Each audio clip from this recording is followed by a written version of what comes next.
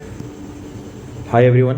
तो आज हम लोग पढ़ते हैं वेब ब्राउजिंग एंड सर्चिंग के बारे में और उसके साथ साथ नेटवर्क सिक्योरिटी के बारे में। ठीक है, तो सबसे पहले देख लेते हैं वेब ब्राउज़र क्या होता है। ठीक है, तो वेब ब्राउज़र आपको जैसे मैंने नेटवर्किंग में बताया था कि जो हमारा सर्वर रहता है ना, जो जो मेन सर्वर है वहाँ पे बहुत सारा फाइल्स डेटा वहाँ पर स्टोर रहता है। ठीक है, तो क्लाइंट क्या करता है कि क्लाइंट कुछ भी रिक्वेस्ट भेज के वहाँ से जो सर्वर पे जो डेटा स्टोर्ड है वहाँ से वो रिस्पॉन्स लेता है।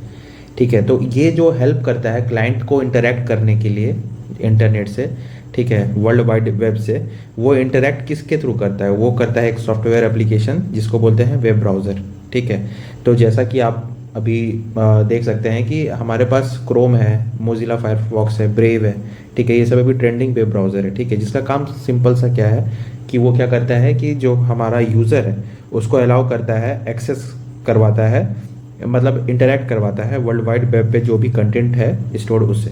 ठीक है, तो ये कैसे होता है? ये होता है कि जब भी यूज़र हो वो क्या करेगा, यूआरएल जो है ब्राउज़र का जो एड्रेस बार होता है वहाँ पे यूआरएल डालेगा। ठीक है, और उस यूआरएल को डाल करके क्या करेगा कि जो भी मतलब जो भी उसको चाहिए, यूज़र को जो भी मल्टीमीडिया चाहिए, जो भी पेजेस, टेक्स्ट, इमेजेस, वीडियोस जो भी चाहिए वो उसको एक्सेस कर सकता है। ठीक है, तो हमारे पास पॉपुलर जो वेब ब्राउज़र्स हैं उनमें से देख सकते हैं आप कि गूगल क्रोम हो गया, है ना, मोजिला फायरफॉक्स हो गया, फिर आपका सफारी है जो कि एप्पल का है ना, एप्पल प्रोवाइड करता है सफारी ब्राउज़र। फिर आपका माइक्रोसॉफ्ट एज है जो कि माइक्रोसॉफ्ट प्रोवाइड करता है, और जब भी आपका जो अगर आप मान लो विंडो ऑपरेटिंग सिस्टम यूज़ कर रहे हैं तो ये इनबिल्ट रहता है ब्राउज़र। ठीक है, माइक्रोसॉफ्ट एज। फिर आपका ओपेरा सॉफ्टवेयर जो है ओपेरा प्रोवाइड करता है, जो कि इतना ज़्यादा फेमस नहीं है।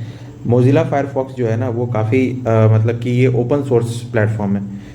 ये ओपन सोर्स है, इस मतलब ओपन सोर्स का मतलब होता है कि इसका जो कोडिंग होता है ना, इसका एक मतलब कि एक कमिटी बना हुआ है। ठीक है, वो कमिटी क्या करता है कि जैसे मान लो कि आपको कोडिंग आती है तो आप कोड क्लिक करके आप बता सकते हो कि हाँ भाई मैं ये फीचर को जो है मोजिला फायरफॉक्स में ऐड करना चाहता हूँ, और वो जो आपका फीचर है, जो उस फीचर को ऐड करने के लिए आपने जो कोड लिखा है, वो अगर कमिटी उसको अप्रूव कर देगी तो वो कोड आपका जो फाइनली आपका वो फीचर जो जो आप चाहते हो इन मतलब कि अटैच करना इस मोजिला फायरफॉक्स में, वो आप अटैच कर सकते हो अप्रूव होने के बाद। ठीक है, तो इसको बोलते हैं ओपन सोर्स सॉफ्टवेयर, मतलब कि ये कोई भी इसमें चेंजेस कर सकता है आफ्टर अप्रूवल, है ना, या कुछ फीचर ऐड कर सकता है। ठीक है, माइक्रोसॉफ्ट एज जो है वो तो पहले जो आपका माइक्रोसॉफ्ट कंपनी थी ना उसका एक अपना ब्राउज़र था, इंटरनेट एक्सप्लोरर। ठीक है, जो कि अब क्या है, एब्सोल्यूट हो गया, अब उसका यूज़ नहीं करते हैं। अब जो है माइक्रोसॉफ्ट एज ही जो है यूज़ किया जाता है जनरली। ठीक है, हिस्ट्री ऑफ वेब ब्राउज़र्स में सबसे पहले आपको पता है कि वर्ल्ड वाइड वेब जो बना था, ठीक है, वो किसने बनाया था? टिम बर्नर्स-ली ने बनाया था। ठीक है, इसका काम क्या था कि सिंपल ब्राउज़र था, काफ़ी सिंपल था वो, अर्ली मतलब जब फर्स्ट टाइम बना था। ठीक है, तो उस समय जो है सिंपल सा इसमें कुछ भी टेक्स्ट को यहाँ पे देख सकते थे। ठीक है, फिर उसके बाद मोज़ेक आया, तो मोज़ेक में क्या था कि थोड़ा सा इसमें इंटरेक्शन बढ़ा, और यहाँ पर मेजर एडवांसमेंट के रूप में क्या हुआ कि इमेजेस को भी ये सपोर्ट करने लगा। ठीक है, ये 1993 में आया। फिर आपका आया 1994 में नेट स्पेस नेविगेटर। ठीक है, इसका मतलब कि थोड़ा सा इंटरफेस यूज़र फ्रेंडली था और इजी इसमें नेविगेट कर सकते थे। बुकमार्क का फीचर इसमें ऐड किया गया था, है ना। बुकमार्क का मतलब क्या होता है कि जैसे मान लो कोई पेज आपने खोला, कोई वेब पेज आपने खोला, अब उसको मान लो फ्यूचर के लिए आपको मतलब कि फिर से विजिट करना है, फ्यूचर में फिर से विजिट करना है, तो उसको आपने क्या किया, उसको आपने एक तरीके से सेव करके रख दिया या फिर बुकमार्क करके रख दिया। तो नेट स्पेस जो नेविगेटर था 1994 में जो ब्राउज़र आया था, यहाँ पे नेविगेशन काफ़ी ईजी था, बुकमार्क का फीचर ऐड किया गया था और यूज़र फ्रेंडली इंटरफेस था इसका। देन आपका 2000 में सबसे ज़्यादा डोमिनेंट यहाँ पे आ गया इंटरनेट एक्सप्लोरर जो कि माइक्रोसॉफ्ट का था, है ना, और ये काफ़ी समय तक मार्केट में रहा। ठीक है, और अगर आप विंडोज़ ऑपरेटिंग सिस्टम जो अगर आप यूज़ कर रहे मतलब कि करते थे उस समय, तो उस समय जो है ये प्री इंस्टॉल्ड आता था, है ना। देन आफ्टर 2008 क्या हुआ कि गूगल क्रोम का राइज हुआ। गूगल क्रोम जो है ये काफ़ी मतलब पॉपुलर हुआ क्योंकि इसका स्पीड, सिंप्लिसिटी, इसका सिक्योरिटी बहुत अच्छा था, है ना। और अभी आपको पता ही है कि अभी मोजिला फायरफॉक्स, सफारी हो गया, और अभी बहुत लेटेस्ट में ब्रेव ब्राउज़र यूज़ करते हैं। ब्रेव ब्राउज़र काफ़ी ज़्यादा मतलब कि सिक्योर है। तो ये हमारा कुछ इंपॉर्टेंट ब्राउज़र था, ठीक है। ऐसा क्वेश्चन जनरल एग्जाम में आता है कि which of the following is not a browser, web browser, ऐसे करके 4 ऑप्शन दे देगा, जिसमें से आपको पता रहना चाहिए कि कौन कौन सा ब्राउज़र हम लोग यूज़ करते हैं, ठीक है। अब हम लोग देख लेते हैं कि वेब ब्राउजिंग प्रोसेस क्या, कैसे मतलब काम करता है, एक्चुअली वेब ब्राउज़र कैसे काम करता है। तो सबसे पहले क्या होता है कि यूज़र क्या है, यूआरएल, जो आपका यूआरएल का फुल फॉर्म क्या होता है, यूनिफॉर्म रिसोर्स लोकेटर, ठीक है। तो ये वेबसाइट पे जो भी एड्रेस मतलब सर्च करना रहता है, यूज़र उसका मतलब कि सर्च करता है, इनपुट देता है वेबसाइट के एड्रेस बार पे, है ना। जो मतलब वेब ब्राउज़र के आपका एड्रेस बार जो रहता है वहाँ पे यूआरएल टाइप करता है, और उस यूआरएल के टाइप करते ही जो आपका रिक्वेस्ट है, रिक्वेस्ट पहुंच जाता है आपका सर्वर के पास, ठीक है। ब्राउज़र उस रिक्वेस्ट को क्या करता है, सेंड कर देता है सर्वर के पास। स्पेसिफिक जो भी उस मतलब कि जो भी रिक्वेस्ट किया गया है, जो भी वेब पेज का कंटेंट चाहिए या फिर डेटा चाहिए, वो सर्वर के पास चला जाता है रिक्वेस्ट। फिर सर्वर जो है वो क्या करता है, रिस्पॉन्स सेंड करता है ना। रिस्पॉन्स सेंड करके जो भी आपका मान लो सर्वर पे स्टोर डेटा है जो कि रिक्वेस्ट किया गया था, वो एज अ रिस्पॉन्स जो है वापस करता है। और फिर वो जो रिस्पॉन्स हमारे पास आता है उसमें बहुत सारा इमेजेस है, डेटा है ना, इन्फॉर्मेशन है अलग अलग। उसको हम लोग क्या करते हैं ना कि वो तो डायरेक्ट आता है जेसन के फॉर्मेट में, जैसे मैंने नेटवर्किंग के लेक्चर में बताया था। अब वो जो फॉर्मेट आया उसको डायरेक्टली हम लोग दिखाएंगे तो यूज़र को उतना अच्छे से समझ में नहीं आएगा। तो उसके लिए हम लोग क्या करते हैं, HTML, CSS और जावास्क्रिप्ट, ये ब्राउज़र का लैंग्वेज है ना। ब्राउज़र का लैंग्वेज का मतलब क्या है कि ब्राउज़र पे जो डेटा आ रहा है एज ए रिस्पॉन्स, उसको दिखाने, अच्छे तरीके से इंटरैक्टिव दिखाने के लिए, ताकि यूज़र को अच्छे से समझ में आए, तो इन लैंग्वेजेस का यूज़ करके उसको हम इंटरैक्टिव दिखाते हैं, ठीक है। तो आपका क्या करता है, रिस्पॉन्स को डिस्ट्रक्चरिंग होता है वहाँ पे, सर्वर से जो रिस्पॉन्स मिला उसको जो है वेब ब्राउज़र पे HTML, CSS और जावास्क्रिप्ट के थ्रू जो क्या करते हैं, उसको डिस्ट्रक्चरिंग करते हैं, डिकंस्ट्रक्ट करते हैं, और उसको फिर HTML में जैसे क्या होता है कि जो वेब पेज है उसका स्ट्रक्चर जो है वो HTML मतलब कि फिक्स करता है। फिर उसका जो एस्थेटिक्स है, स्टाइलिंग है पेजेस का, वो क्या करता है, CSS उसको देखता है। और जावास्क्रिप्ट क्या है कि उसमें डायनेमिक फंक्शनैलिटी ऐड कर देता है, इंटरैक्टिविटी ऐड कर देता है। मतलब जैसे मान लो कि add to the cart, Flipkart या फिर अमेजोन हम लोग जो यूज़ करते हैं ना, उसमें ऐड टू द कार्ट है या फिर बाय नाउ है, तो उस पर क्लिक करने से वो रिस्पॉन्स कहाँ जा रहा है, दूसरे पेज पे जा रहा है, ठीक है। तो ये किस तरीके से हो रहा है, ये हो रहा है जावास्क्रिप्ट के थ्रू, ठीक है। वो डायनेमिक जो बिहेवियर है वो आ रहा है जावास्क्रिप्ट के थ्रू, ठीक है। फिर फाइनली जो डेटा हमें चाहिए वो हमें फिर उसके बाद ब्राउज़र पे दिखता है, जिसको रेंडरिंग कहते हैं। ब्राउज़र क्या करता है, सारा जो भी वेब पेजेस जो फाइनल है और उसमें जितना भी HTML, CSS, जावास्क्रिप्ट का हेल्प से जिस तरीके से उसको इंटरैक्टिव बनाना था, सारा जब सब कुछ हो जाता है तो उसको रेंडर करता है, उसको दिखाता है हम लोग को, ठीक है। अब क्या होता है कि कुकीज़ और कैशे। कुकीज़ क्या होता है ना कि जैसे मान लो कि लॉगिन स्टेटस है, लॉगिन आपने एक बार किया तो उसमें आपको जब भी देखे वो सेव करके ऑप्शन आता है कि do you want to save this, तो अब वो सेव आपने कर दिया तो वो क्या हो गया कि वो कुकीज़ में स्टोर हो गया। मतलब ब्राउज़र है उस इन्फॉर्मेशन को स्टोर कर लेता है और प्रेफरेंस मतलब बना देता है कि इस वेबसाइट के लिए ये वाला डेटा है, इस वेबसाइट के लिए ये वाला डेटा है, उसको सारे को स्टोर कर लेता है, ताकि आपको बार बार जो है डालना ना पड़े डेटा को, बार बार जो है मतलब कि खुद से डालना ना पड़े। वो आपको सजेशन दे देता है कि इस वेबसाइट के लिए आपने ये डेटा को सेव किया था, क्या आप इसको यूज़ करना चाहते हो। जैसे लॉगिन के केसेस में ज़्यादा ही ऐसा होता है। और कैशे में क्या होता है कि कैशे में है कि भाई जो ब्राउज़र है वो ब्राउज़र क्या करता है, रेंडर करता है, ठीक है। जो रिस्पॉन्स आया उसको रेंडर कर दिखा, मतलब रेंडर मतलब डिस्प्ले करता है। तो उस डिस्प्ले करने में आप देखते हो कि बहुत देर तक लोडिंग चल ही रहा है, ठीक है। तो वो लोडिंग को घटाने के लिए, उस लोडिंग का टाइम को घटाने के लिए क्या किया जाता है ना कि कुछ जो आपका फ्रिक्वेंटली एक्सेस्ड जो डेटा रहता है ना, जो कि आप फ्रिक्वेंटली एक्सेस करते हो, उसको क्या करता है ना वो कैशे में सेव कर लेता है, ताकि लोडिंग स्पीड जो है ना वो बार बार जाकर के सर्वर से वो देखेगा कि अच्छा ये डेटा मेरे को चाहिए, तो वो डेटा सबसे पहले कैशे में देखेगा। अगर कैशे में उसको मिल जाता है तो सर्वर के पास क्यों जाएगा, क्योंकि उसमें टाइम लग जाएगा ना, तो फिर लोडिंग आपका टाइम इंक्रीज कर जाएगा, ठीक है। इस तरीके से डेटा मैनेज होता है। फिर आपका आता है सिक्योरिटी। तो जैसे ब्राउज़र जो है वो HTTPS, ठीक है, इनक्रिप्शन प्रोटोकॉल जो है आपका HTTPS, इसको यूज़ करता है, जो कि सिक्योर करता है डेटा एक्सचेंज को। डेटा एक्सचेंज क्लाइंट से सर्वर तक और सर्वर से क्लाइंट तक डेटा जो आ रहा है उस डेटा के एक्सचेंज को सिक्योर करता है ना। और फिर आपको पोटेंशियली जो है वार्निंग सिस्टम भी रहता है इसमें। ब्राउज़र जो है ये भी एक फीचर है, जैसे कि मान लो कोई वेबसाइट आप मतलब कि जैसे मान लो आप एक्सेस करना चाह रहे हो, लेकिन क्या करता है ना ब्राउज़र जो है वो बता देता है कि यहाँ पे क्या है, एडवांस सिक्योरिटी आप अगर चाहते हो तो वो ले सकते हो, और नहीं तो वहाँ पे क्या है कि कुछ ना कुछ इशू हो सकता है, ठीक है। वहाँ पे लिख देता है कि सेफ़ नहीं है। तो ये वार्निंग सिस्टम भी ब्राउज़र देता है, ठीक है, जो कि अलर्ट कर देता है यूज़र को कि भाई वेबसाइट मैलिशियस है, और सेफ्टी को इस तरीके से इन्हांस करता है ना। अब कंपोनेंट्स ऑफ वेब ब्राउज़र, ठीक है, तो कंट्रोलर डिस्पैचर ये क्या करता है, ये आपका जो यूज़र का इनपुट होता है ना, जो कि यूज़र माउस और कीबोर्ड से जो इनपुट देता है, उस इनपुट को जो है मैनेज करता है ना। वो कमांड जो दिया जाता है उसको किस कंपोनेंट पे सेंड करना है, उसका काम जो है कंट्रोलर डिस्पैचर करता है। इंटरप्रेटर क्या करता है कि जो भी आपका वेब कंटेंट जो मिलता है एज ए रिस्पॉन्स, उसको प्रोसेस करता है, ठीक है, उसको प्रोसेस करके HTML CSS जावास्क्रिप्ट के थ्रू जो है रेंडर करवाने में हेल्प करता है ना। फिर आपका क्लाइंट प्रोग्राम्स है, तो ये क्या करता है, जो प्रोटोकॉल्स होता है ना, उसको स्पेसिफिक प्रोटोकॉल को हैंडल करने के लिए यूज़ होता है। जैसे HTTP जो प्रोटोकॉल है, हाइपर टेक्स्ट ट्रांसफर प्रोटोकॉल, ठीक है, ये हो गया। फिर आपका HTTPS हो गया सिक्योर कम्युनिकेशन के लिए, FTP हो गया फाइल ट्रांसफ़र के लिए, SMTP जो सिंपल मेल ट्रांसफ़र प्रोटोकॉल है, POP जो आपका पोस्ट ऑफिस प्रोटोकॉल है ईमेल सर्विसेज के लिए जो इसका यूज़ होता है, ठीक है। तो इन सभी प्रोटोकॉल्स को हैंडल करने का काम क्लाइंट प्रोग्राम्स करता है, ठीक है।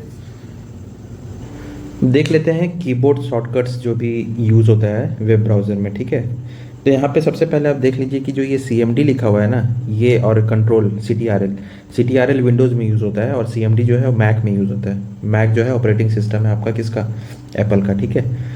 तो कंट्रोल+T जो है वो न्यू टैब को ओपन करने के लिए यूज़ होता है। T से टैब है आपका, यहाँ पे T है, इस तरीके से याद कर सकते हो आप। फिर कंट्रोल+W ये क्या करता है कि जो भी करंट टैब खुला हुआ है ना, उसको क्लोज करने का काम करता है ना। फिर आपका जो कंट्रोल+Shift+T है, वो क्या करता है, जो लास्ट क्लोज टैब था उसको रीओपन करने का काम करता है ना। कंट्रोल+L जो है वो focus on the address bar, direct जो है आपका एड्रेस बार पे फोकस कर देगा, जहाँ पे आप कुछ टाइप कर सकते हो। फिर कंट्रोल+D जो है वो बुकमार्क करने के यूज़ में होता है, करंट पेज को अगर बुकमार्क करना है उसके लिए।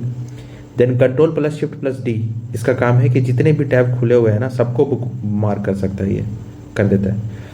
फिर F5 जो है वो क्या करता है, रिफ्रेश या फिर रिलोड करने के काम में आता है, या फिर आप उसकी जगह कंट्रोल+R भी यूज़ कर सकते हो। देन कंट्रोल+F जो है वो भी कोई भी करंट पेज खुला हुआ है उस पर आपको अगर कुछ सर्च करना है, टेक्स्ट को फाइंड करना है, तो आपको कंट्रोल+F दबा करके आप उस चीज़ को कर सकते हो, ठीक है।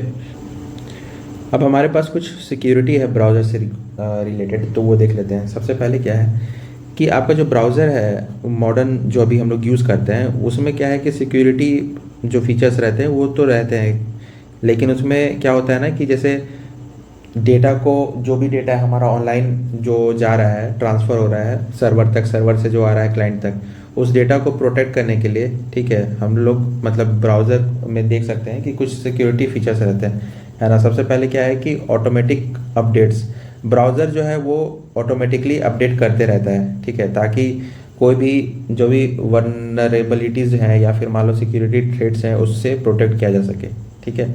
फिर आपका एक इनकॉग्निटो मोड या फिर प्राइवेट मोड में जा करके अगर हम ब्राउजिंग करते हैं या फिर सर्च करते हैं कोई भी चीज़, तो वो क्या होता है कि जो भी सर्च हिस्ट्री है ना, उसको वहाँ पर सेव नहीं करता है। जो भी कुकीज़, जो भी फ्रिक्वेंट डेटा है, उसको साइट का डेटा है, वो सारे जो भी डेटाज है उसको सेव नहीं करता है ना। फिर आपका आता है एड ब्लॉकर।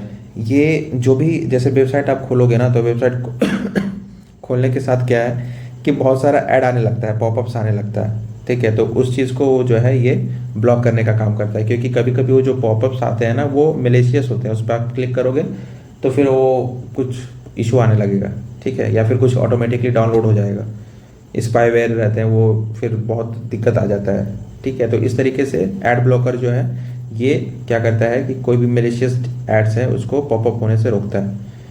देन आपका जो एज सिक्योरिटीज़ फीचर्स हैं, जो इनबिल्ट मतलब कि फीचर्स रहते हैं, जो भी आपका स्मार्ट स्क्रीन फिल्टर है, फिर सैंड बॉक्सिंग है for better privacy and security, ये सब फीचर रहता है, ठीक है। तो सबसे पहले हमने देखा था कि टेक्स्ट बेस्ड ब्राउज़र आया था, है ना। फिर आपका जो है मोज़ियाक आया, जहाँ पे थोड़ा सा ग्राफिकल इंटरफेस दिया गया। देन मॉडर्न ब्राउजर्स अभी हम लोग देख रहे हैं जहाँ पे हम लोग टाइप करते हैं यूआरएल और उसको सर्च करके फिर रिसोर्सेज को मतलब कि सर्वर से एज ए रिस्पॉन्स लेते हैं। लेकिन अब आप देख सकते हो कि जो वॉइस और गेस्चर कंट्रोल वाला फीचर भी अब नए नए ब्राउज़र में ऐड हो गया है। ठीक है, गूगल लेंस भी आप पिक्चर को सर्च कर सकते हो। ठीक है, तो ये सब नया फीचर धीरे धीरे ऐड होते जा रहा है ना। अब देख लेते हैं कि डाउनलोडिंग एंड अपलोडिंग क्या होता है ब्राउज़र में। ठीक है, तो सर्वर से जो भी हम लोग मान लो फाइल्स को कॉपी करें अपने लोकल मशीन पे, इसको डाउनलोडिंग कहते हैं। और सर्वर पे अगर कोई डेटा को या किसी फाइल को हम लोग अपलोड मतलब कॉपी कर रहे हैं सर्वर पे, तो उसको अपलोडिंग कहते हैं, है ना। तो आपका जो डाउनलोडिंग है उसके लिए हम लोग को यूज़र का डिवाइस चाहिए और अपलोडिंग के लिए वेब सर्वर चाहिए, है ना।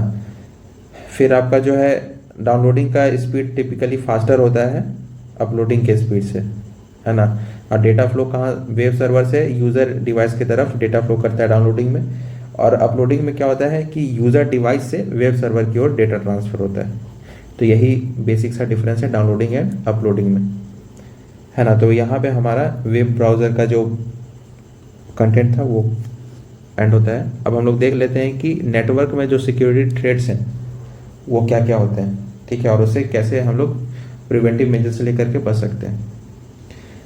तो साइबर अटैक जो होता है वो उसका सोर्सेज क्या क्या है, ठीक है, किस तरीके से साइबर अटैक हो सकता है। तो सबसे पहले कोई भी प्रोग्राम है, ठीक है, डाउनलोडेबल प्रोग्राम्स है, जैसे मान लो कि कोई फाइल है आपने सेव किया है गेम से या स्क्रीन सेवर है, उसमें वायरस हो सकता है। ठीक है, तो उसको आपने अगर डाउनलोड कर लिया तो वो डाउनलोड करने से क्या हो जाएगा ना कि वो वायरस जो है वो रेप्लिकेट करेगा सिस्टम में, और वो क्या करेगा कि जितने भी सॉफ्टवेयर जितने भी फाइल्स उसको करप्ट करने का काम करेगा।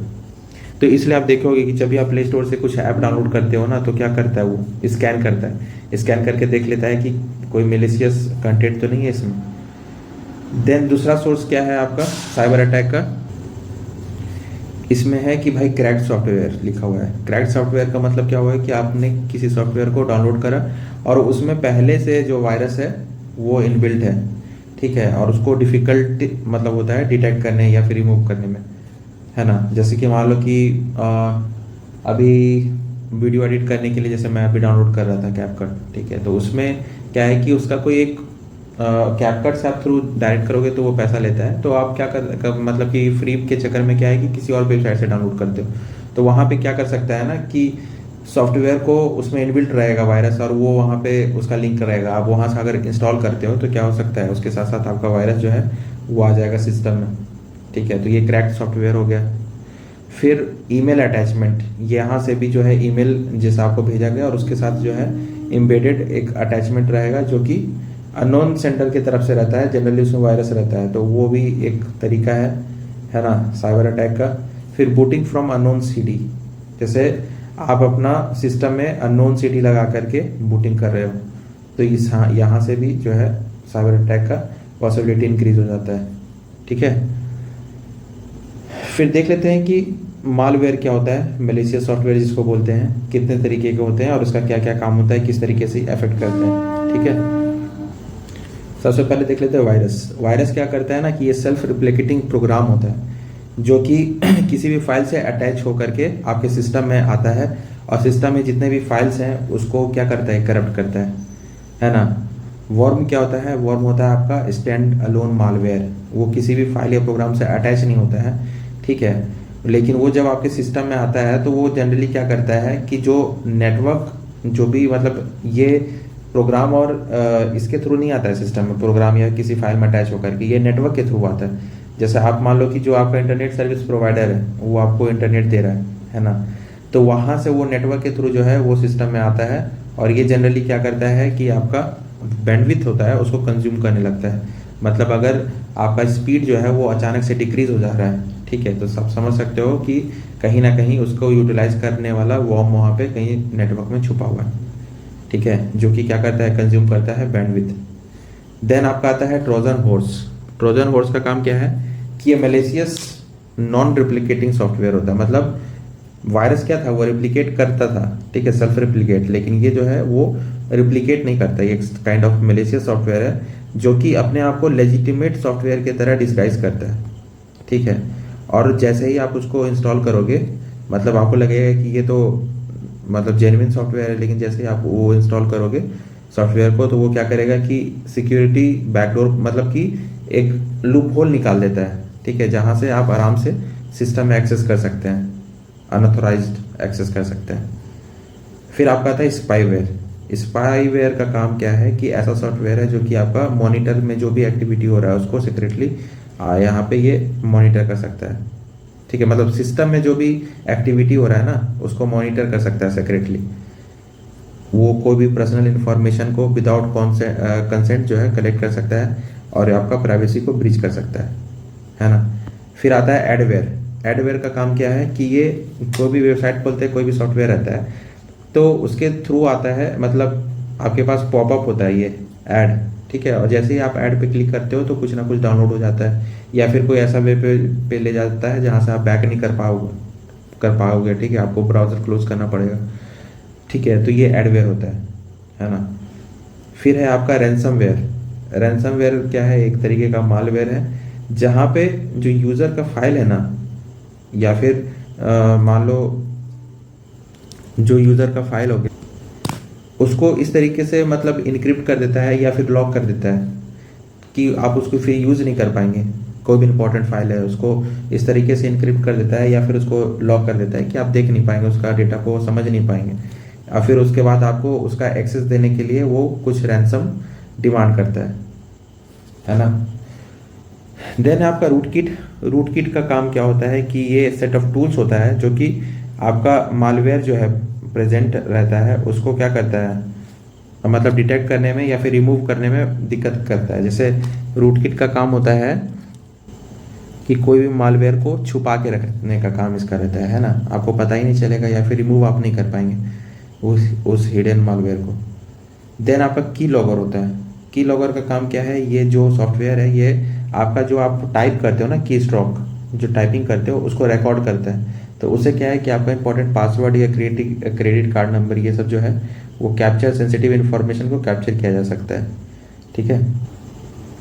देन आपका बोट्स होता है। बोट्स भी एक काइंड ऑफ मेलिशियस सॉफ्टवेयर है जो क्या करता है ना कि जो आपका डिवाइस है उसको ऐसे सर्वर पे कनेक्ट कर देता है जहाँ से क्या है कि कॉन्स्टेंटली जो है लार्ज स्केल में अटैक किया जा सके, ठीक है, जिसका एक एग्जांपल है distributed denial of service attack, ठीक है, DDoS अटैक। इसका मतलब क्या है ना कि जैसे कोई भी फीचर है, लॉगिन फीचर है, तो इतना ज़्यादा अचानक से लॉगिन उस वेबसाइट पे होने लगेगा, उस वेब पेज पे होने लगेगा कि सर्वर जो है वो आपका क्रैश कर जाएगा, ठीक है, या फिर किसी रिसोर्सेज को इतना मल्टीपल क्लाइंट जो है उस रिसोर्सेज को मतलब कि रिक्वेस्ट भेज देगा कि आपका सर्वर जो है वो क्रैश कर जाएगा। ये होता है बोट का काम। फिर बैकडोर जैसे मैंने बताया था कि ये क्या करता है कि जो नॉर्मल ऑथेंटिकेशन प्रोसेस होता है, मैकेनिज्म होता है, उसको बाईपास कर देता है, ठीक है, और अनऑथराइज्ड एक्सेस दे देता है सिस्टम का हैकर को, जो कि वो क्या करता है कि रिमोटली जो है आपका मशीन को अफेक्ट कर सकता है। फिर आपका है रॉग सिक्योरिटी सॉफ्टवेयर। इसका काम क्या है कि आपको जो है मतलब ये फील करवा देगा, ये एक फ्रॉडलेंट सॉफ्टवेयर है जिस आपको फील करवा देगा, आपको मिसलीड कर देगा कि ये बिलीव करने में कि आपका सिस्टम जो है इन्फेक्टेड है, और उसको फिर रिमूव करने के लिए, और जो आपका फियर है कि हाँ भाई अब तो मेरा सिस्टम ख़राब हो गया है, तो उसके चक्कर में क्या करेगा कि आपको बोलेगा कि पे कर दो कुछ पैसा जिससे आपका मालवेयर को रिमूव किया जा सकता है, ठीक है। फिर आपका आता है ब्राउज़र हाईजैकर। ये क्या करता है कि आपको रीडायरेक्ट कर देगा अनवांटेड वेबसाइट पे। जैसे मान लो कि आपने किसी वेबसाइट को खोला, वेबसाइट को खोल करके किसी चीज़ पे क्लिक किया, क्लिक करते ही आपको वो ऐसे वेबसाइट पे ले जाएगा जहाँ से आप वापस नहीं आ सकते हैं, वहाँ से एक डिफरेंट पेज खुलने लगेगा, कुछ भी होने लगेगा, ठीक है, अलग अलग पेज अपने आप खुलने लगेगा, ठीक है। तो ये सब जो अनवांटेड वेबसाइट पे आपको रीडायरेक्ट कर देता है और आपका मतलब कि ब्राउज़र सेटिंग को मॉडिफाई कर देता है। ये काम है किसका, ब्राउज़र हाईजैकर का। फिर आपका स्केयरवेयर का काम क्या होता है कि ऐसा सॉफ्टवेयर जो कि डिज़ाइन किया जाता है कि यूज़र को डरा सके कि भाई आपका मतलब अलार्मिंग मैसेज देने लगेगा, ठीक है, स्क्रीन पे अलार्मिंग मैसेज देगा कि भाई मतलब कि आपका सिस्टम हैक हो गया है या फिर कुछ हार्मफुल सॉफ्टवेयर डाउनलोड हो गया है, तो उसको हटाने के लिए जो है वो बोलेगा कि इसको परचेज कर लो, ये फीचर को परचेज कर लो, ठीक है, तो वो अननेसेसरी परचेजिंग करवा देता है। तो ये स्केयरवेयर का काम है कि यूज़र को डरा करके कुछ एक्शन यूज़र से करवाता है। फिर और भी जो थ्रेड्स रहता है कंप्यूटर सिक्योरिटी को, उसमें से है आपका पहला स्पूफिंग। स्पूफिंग का काम क्या होता है कि अनऑथोराइज्ड एक्सेस दे देता है सिस्टम का या फिर सिस्टम का डेटा का। किसको? ऐसे आईपी एड्रेस को जो कि फेक मतलब कि आईपी एड्रेस रहता है या फिर क्रेडेंशियल फेक रहता है, ठीक है। वो आपको दूसरे यूज़र आईडी का फेक आईपी एड्रेस या क्रेडेंशियल का यूज़ करके अनऑथोराइज्ड एक्सेस दे देता है सिस्टम का। इसको स्पूफिंग बोलते हैं। फिर आता है आपका सलामी अटैक। सलामी अटैक का है मतलब कि स्मॉल अमाउंट में डेटा जो है या फिर मनी जो है वो क्या करेगा, वो मतलब आपके अकाउंट से मतलब कि हटाते रहेगा, है ना। स्मॉल मतलब कि पूरा सिग्निफिकेंट मतलब कि अमाउंट में नहीं हटाएगा, हल्का हल्का हटाते रहेगा, जिससे और ओवर द टाइम क्या होगा कि आपको सिग्निफिकेंट लॉसेज हो जाएगा, ठीक है। देन आपका आता है हैकिंग। हैकिंग तो आप सभी को पता ही है कि unauthorised access to computer system, ये मॉडिफाई करने के लिए या फिर डेटा को डिलीट या फिर स्टील करने के पर्पज से किया जाता है हैकिंग। फिर क्रैकिंग। क्रैकिंग का हमने जैसे पढ़ा ही था अभी पहले कि वो क्या करता है, सिस्टम में मैलिशियस कंटेंट को जो है डालने का काम कर देता है, ठीक है। जिससे क्या है कि सेंसिटिव इन्फॉर्मेशन या फिर जो भी रहता है उसको स्टील हो जाता है या फिर कुछ डैमेज उसको हो जाता है, ठीक है। फिर आपका है फिशिंग अटैक। फिशिंग अटैक में क्या होता है ना कि जैसे एक ऐसा अटेम्प्ट रहता है जिसमें आपका सेंसिटिव इन्फॉर्मेशन जैसे पासवर्ड हो गया, है ना, क्रेडिट कार्ड डिटेल्स हो गया, पर्सनल डेटा हो गया, ये सबको जो है इस सबको अटेम्प्ट किया जाता है डिसेप्ट करने का। मतलब इस सब ये इन्फॉर्मेशन को ऑब्टेन करने का ट्राई किया जाता है, ठीक है। तो यही था हमारा सिक्योरिटी थ्रेट जो कि रहता है कंप्यूटर को। अब हमारे पास कुछ टर्म्स हैं जो कि रिलेटेड है सिक्योरिटी से, ठीक है। उस टर्म्स को देख लेते हैं, जनरल एग्जाम में पूछा जा सकता है इसको। देखिए सबसे पहले आता है आपका एव्स ड्रॉपिंग। एव्स ड्रॉपिंग का मतलब क्या होता है ना कि जो आपका प्राइवेट कम्युनिकेशन है या फोन कॉल्स है या फिर ईमेल है, उसका जो है इंटरसेप्शन होता है, अनऑथराइज्ड इंटरसेप्शन। जो भी आप कन्वर्सेशन कर रहे हैं, ठीक है, उसको इंटरसेप्ट करके, अनऑथराइज्ड इंटरसेप्ट करके उसको सुना जा सकता है, इसको बोलते हैं एव्स ड्रॉपिंग। फिर आपका आता है मैस्क्यूरेडिंग। मैस्क्यूरेडिंग का मतलब क्या है कि अटैकर जो है ना वो ऑथराइज्ड यूज़र की तरह मतलब कि रहेगा, लगेगा कि ऑथराइज्ड यूज़र है और वो सिस्टम का डेटा को मतलब कि क्या करता है, एक्सेस कर सकता है। फिर आपका पैचेस। पैचेस का मतलब होता है कि जो भी सॉफ्टवेयर होता है ना वो सॉफ्टवेयर बीच बीच में अपडेट करने के लिए बोलता है, ठीक है। तो उसका मतलब क्या होता है ना कि वो अपडेशन में जो सिक्योरिटी का जो प्रॉब्लम था या फिर कुछ प्रॉब्लम सॉफ्टवेयर से में अगर मान लीजिए कोई बग है या फिर कोई उसका कोड में दिक्कत है तो उसको वो फिक्स करके एक नया अपडेट इशू करता है, जिसको बोलते हैं पैचेस, ठीक है। फिर आपका आता है लॉजिक बॉम्ब। ये क्या करता है कि malicious code that is triggered by specific condition causing damage to the system। Logic bomb का काम क्या है कि कुछ ऐसा मतलब कि malicious कोड ट्रिगर हो जाता है स्पेसिफिक कंडीशन में जिससे सिस्टम डैमेज हो सकता है। फिर आपका आता है प्रॉक्सी सर्वर। प्रॉक्सी सर्वर का काम क्या है कि ये जो यूज़र और इंटरनेट के बीच में एक इमीडिएटरी है, ठीक है। इसका काम क्या है कि जो भी यूज़र का रियल आईपी एड्रेस है उसको हाइड करने का काम करता है ना, ताकि डायरेक्ट अटैक से प्रिवेंट किया जा सके। देन आपका आता है इनक्रिप्शन। इनक्रिप्शन जैसे व्हाट्सएप भी क्या है, इनक्रिप्शन फीचर का यूज़ करता है। मतलब जो डेटा होता है ना उसको अनरीडेबल फॉर्मेट में कन्वर्ट कर देता है सेंसिटिव डेटा को, ताकि अनऑथोराइज्ड एक्सेस उसका जब ट्रांसमिट हो वो डेटा तो उसका अनऑथोराइज्ड एक्सेस या फिर उसका इंटरसेप्शन किया ना जा सके। अगर किया भी जाएगा तो समझ में नहीं आएगा क्योंकि वो अनरीडेबल फॉर्मेट में। फिर आपका आता है मल्टी फैक्टर ऑथेंटिकेशन। जैसे कि पासवर्ड भी डाल सकते हैं, फिंगरप्रिंट, ओटीपी, ये सारा मल्टी फैक्टर अगर आप वेरिफिकेशन करेंगे तो उससे क्या होगा कि एक्सेस सिक्योर हो जाएगा, है ना। फिर आपका आता है डिजिटल सर्टिफिकेट। ये एक इलेक्ट्रॉनिक डॉक्यूमेंट होता है जो कि सेंडर की आइडेंटिटी को वेरीफाई करता है ना। फिर आपका डिजिटल सिग्नेचर होता है, ये भी ऑथेंटिसिटी को वेरीफाई करता है, इलेक्ट्रॉनिक फॉर्म में सिग्नेचर रहता है ना। फिर आपका फायरवॉल। फायरवॉल का काम क्या है कि जो भी सॉफ्टवेयर सिक्योरिटी सिस्टम है वहाँ पे ये क्या करता है कि इनकमिंग और आउटगोइंग नेटवर्क का जो ट्रैफिक होता है उसको फिल्टर करता है, और जो भी अनऑथराइज्ड एक्सेस रहता है ना उसको क्या है, उसको परमिट नहीं करता है अनऑथराइज्ड एक्सेस को। ये होता है फायरवॉल का काम। अब इस सारे थ्रेट से बचने के लिए क्या सॉल्यूशन है हमारे पास? तो सबसे पहले एंटीवायरस सॉफ्टवेयर आता है ना, जैसे कि अवास्ट है, एवीजी है, नॉर्टन है, कैस्परस्काई है, देन मैकएफी है, क्विक हिल है। तो तो ये सब क्या है, एग्जाम्पल है पॉपुलर एंटी वायरस सॉफ्टवेयर का, इसका यूज़ कर सकते हैं। डिजिटल सर्टिफिकेट का यूज़ कर सकते हैं। ये क्या है कि एक इलेक्ट्रॉनिक डॉक्यूमेंट है जो कि आइडेंटिटी, जो सेंडर का आइडेंटिटी है उसको वेरीफाई करता है ना, ताकि इन्फॉर्मेशन का सिक्योर एक्सचेंज हो सके। डिजिटल सिग्नेचर का यूज़ कर सकते हैं, है ना, फायरवॉल का यूज़ कर सकते हैं। अभी हमने देखा था डिजिटल सिग्नेचर क्या होता है, फायरवॉल क्या होता है। और जो आपका पासवर्ड है जो कि सिस्टम को एक्सेस करने में या ऑथेंटिकेट करने में यूज़ होता है, उसको थोड़ा हम लोग कॉम्प्लेक्स बना सकते हैं, जिसमें हम लोग लेटर्स का, नंबर्स का, स्पेशल कैरेक्टर सभी का कॉम्बिनेशन का यूज़ कर सकते हैं, ताकि पासवर्ड जो है वो स्ट्रांग हो सके। ठीक है, तो यही था हमारा एक। फिर लास्ट में बचता है आपका फाइल एक्सेस परमिशन।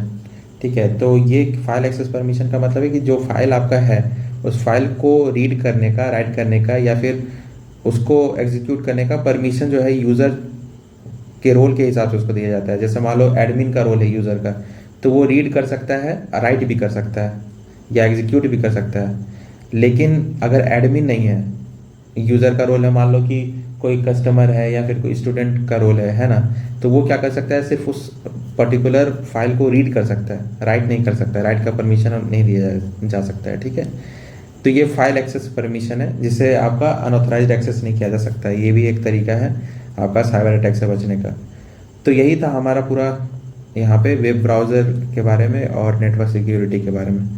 ठीक है, इसको अच्छे से पढ़िए, बार बार रिवाइज कीजिए, क्वेश्चंस आते हैं। मिलते हैं आपको नेक्स्ट लेक्चर में नेक्स्ट टॉपिक के साथ। Good night everyone.